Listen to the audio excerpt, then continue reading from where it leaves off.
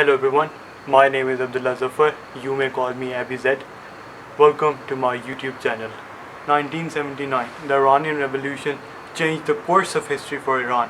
Iran became an anti-Western, especially an anti-American nation. It became a theocracy and started to impose strict Sharia laws on its people. Now from that day, Iran, when it changed its interest to anti-American interests and its direction to anti-American interests, Iran got sanctioned by the most of the European country and mostly from America. Those sanctions led to Iranian economy in dire conditions, despite it being an oil-rich nation. Now, initially, the Islamic Revolution was led by the women. Now it is the women who are marching against the regime. Now, many years later, today, the protests are on an unprecedented level.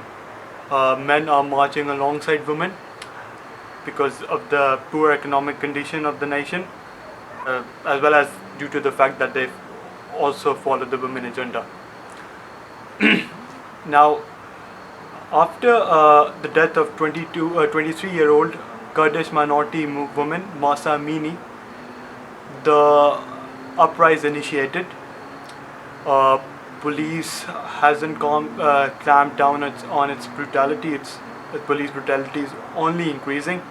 Police has yet killed 150 of the protesters. So basically, what are the women demanding?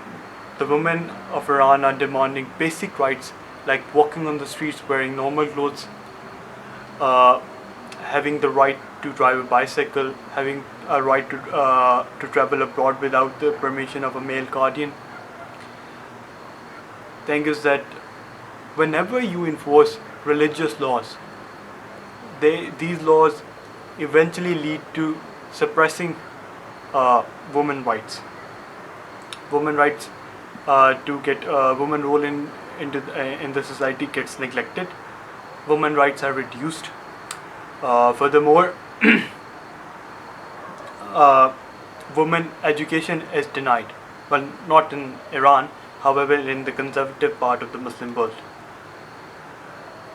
Thing is, you can't really enforce your idea, your ideology, your way of lifestyle on people and just expect people to endorse it.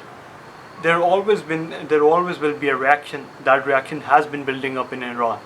There had been protests in Iran, but they were completely wiped away by the government. But this time, the protests are on a very high level.